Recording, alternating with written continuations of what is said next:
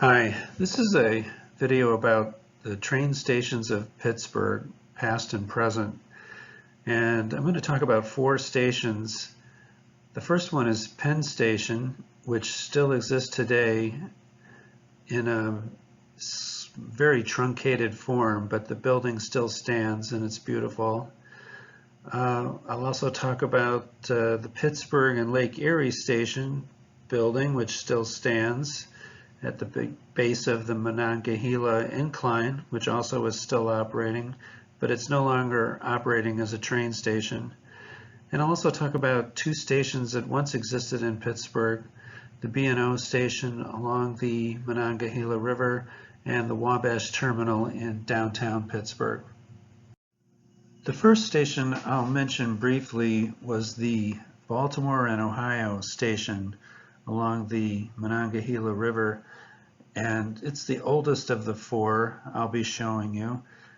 It was opened in 1887 and it was demolished in 1955. So this first picture shows the station in the 1890s after it was opened during the Grover Cleveland's first administration and during the horse and buggy days. And then this is a later picture in 1911, and it lasted until the Eisenhower administration. The next oldest station is a building that's still standing. It's the Pittsburgh and Lake Erie station that was opened in 1898. And it just happens to be at the base of the Monongahela incline, which I featured in another video, which was opened in 1870. So this train station came almost 30 years later after the incline had started operations. And the train station kept operating for passenger service into the early 1970s, maybe not much past the year 1970, but this is a picture of a Baltimore and Ohio passenger train at the station in 1970. So we're going to take a look at the building now. This beautiful former train station here at the base of the Monongahela incline is the former train station of the Pittsburgh and Lake Erie Railroad. And I believe the Baltimore and Ohio Railroad also used this. And there's a restaurant with outdoor dining. It was probably part of the original station design.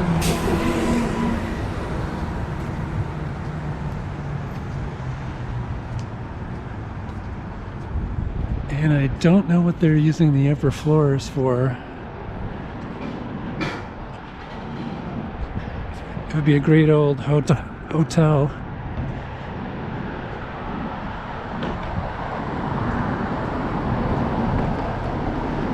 Oh, look at the plaque here.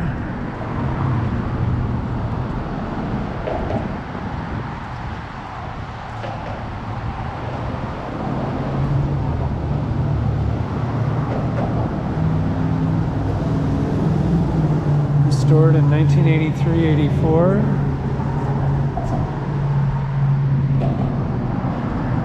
Can we go in?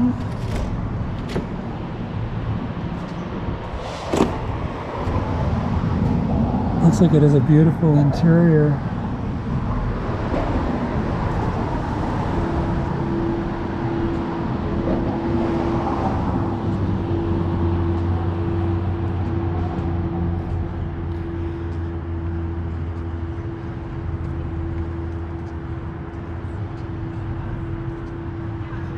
Let's just look at this historic flag. Looks like there's another wedding party that's getting ready to get going. John Roebling, who built the Brooklyn Bridge, built the first wire rope suspension bridge to carry a highway over the Monongahela River. He also designed a bridge over the Allegheny River. And not to mention the Brooklyn Bridge. There's a little tourist boat action out in the Monongahela.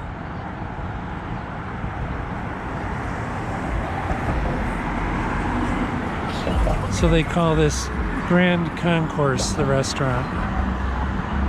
Anyway, very nice. The Pittsburgh and Lake Erie Railroad. It's still here. It's great that they kept it. One of the 5 or 6 stations that used to be in downtown Pittsburgh. And now there's just 2, and just one that still functions in a very limited way as a real railroad station. The last 2 train stations I'm going to show you were both opened in 1904. It was a big year for Pittsburgh train stations, right during the heart of the Teddy Roosevelt administration. And the first, sad to say, is no longer existent. It was the Wabash Terminal. And this is a picture of it facing south. And the trains came in over a bridge over the Monongahela River into the station behind this front facade. And it had a fire in 1946, which severely damaged it. I believe it stopped operating at all as a train station. And then the really sad pictures of it being demolished during the Eisenhower administration when urban renewal was a really big thing in America. And this is in 1954. So it's kind of sad pictures to take a look at. But the next station that was also built in 1904 is still standing. So there's something to be encouraged about. Pittsburgh once was a real railroad town, and one of the old train stations was right here where this development is, and it was demolished to make way for these fairly modern high-rises that are getting older now. The final station I'm going to show you originally was called Union Depot, and this picture is back from 1875, and everything was fine, and everybody was arriving at the station in the eastern part of downtown Pittsburgh.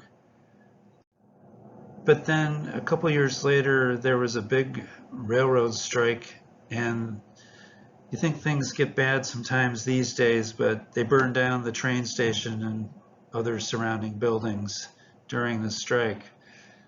So there was still train tracks coming into the city in this area, but there was really no station, no permanent station for 20 years until this station was built. Took 6 years to build.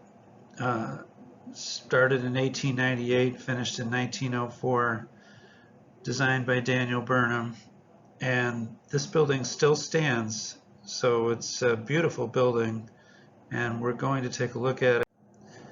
And I just wanted to make one other point that, and you'll see when I show you the rotunda of the station, I focused on at one point on the fact that Pittsburgh is spelled without an H, and I had to do a little research and found that back in the day they kept changing the way that Pittsburgh was spelled. Sometimes it was with an H, sometimes it was without an H. So but it's just sort of an anomaly for Pittsburgh.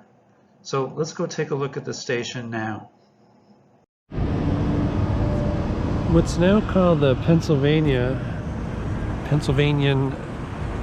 apartment building was once all the main train station for Pittsburgh, and it's still where Amtrak comes in at the lower level in one corner of the basement. I think one train in each direction. But this is the fantastic station, Penn Station. It used to be called, originally it was called Union Station, but Penn Station, it was the Pennsylvania Railroad. That was the only railroad that came in here, so hence Penn Station. I just learned that. Different cities have Union Stations. It means that more than one railroad, when they were all privately run passenger services, would use the station. So they must be having a wedding ceremony here in the Rotunda. But you can just see it's designed by Daniel Burnham in the early 1900s. And I don't want to steal away from the sanctity of that ceremony, but we'll walk around and show other parts of the station.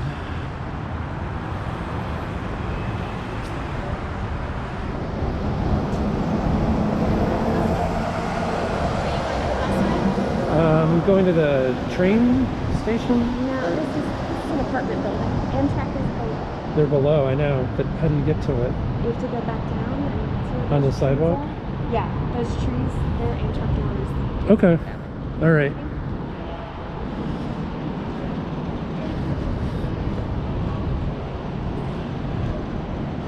Well, this is another impressive federal-style building. I don't know whether this is Pittsburgh's City Hall,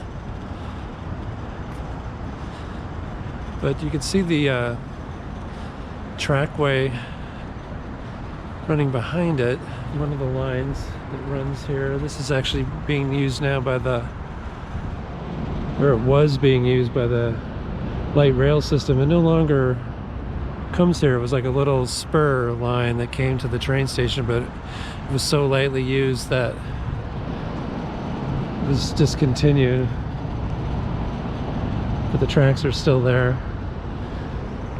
And this is just looking back at the station designed by Daniel Burnham. And this is part of downtown Pittsburgh here. We'll walk around. I'll show you the Amtrak part of the station next.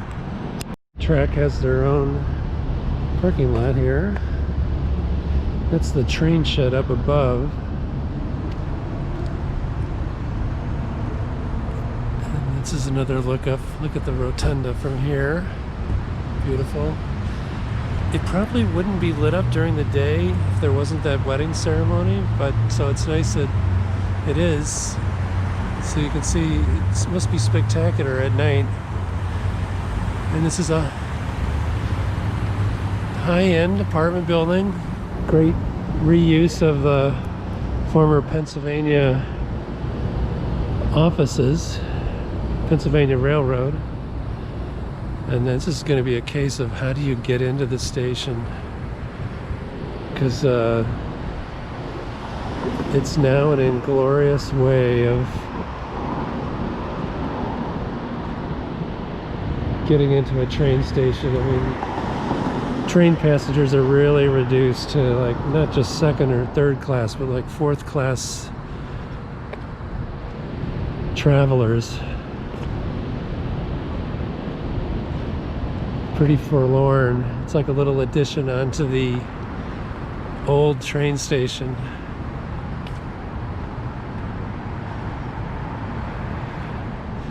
And no customers are parked here. Maybe the station's not even open because the train comes here at odd hours. We'll see, but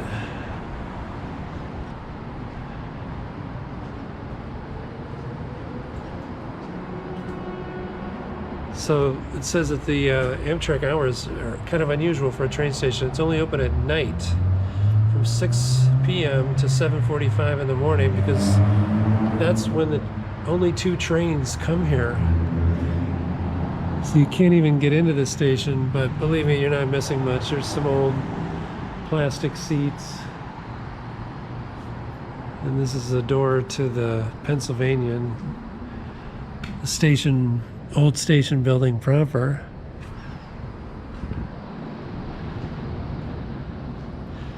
But that woman must have thought I was nuts when I said I wanted to go see the train station. She's probably thinking, who wants to see that? But anyway, this is such a contrast between what train travel used to be in the United States and what it is today.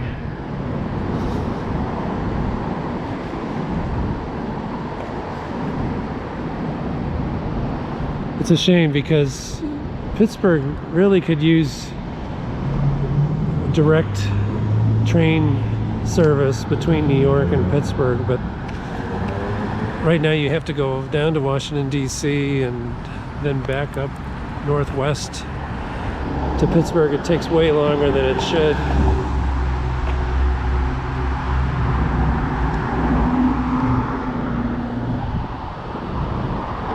There's no way to show you the actual train shed if I wanted to. I'm just looking, that I'd have to walk past that wedding, and it's off limits. So, okay. Sort of a fail.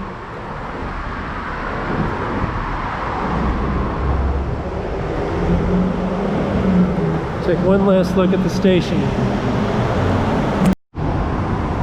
This just shows you the state of deterioration of the infrastructure here at the train station. You see a little gap in there, that's where the trains come through. So looking down, there's like a train shed. Can you imagine trains being that long back in the day, coming all the way down? It was probably continuous, but they built a highway through there. And then it came down here, and then you would board the train, and then as it angles this way, you're headed west towards Chicago. We get of the Rotunda, which really makes this building unique. This is where that wedding was held.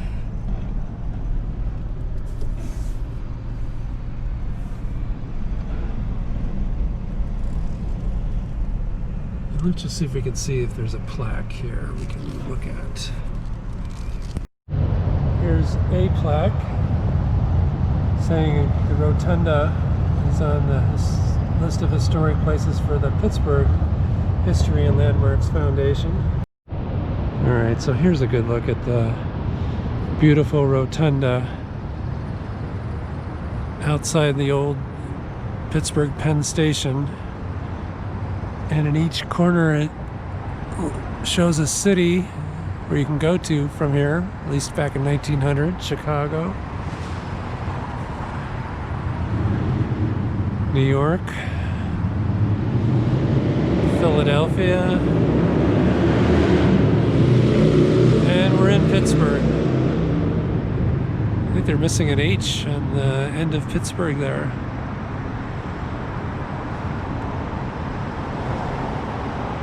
So that's the Rotunda. And some of these entablatures, I think, used to bear the symbol of the Pennsylvania Railroad, PRR, but that seems to be missing now.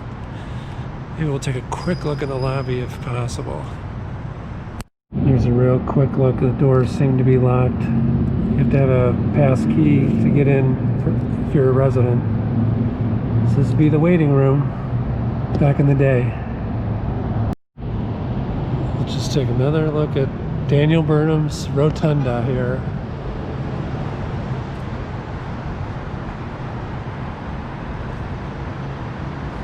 At Pittsburgh's Old Penn Station.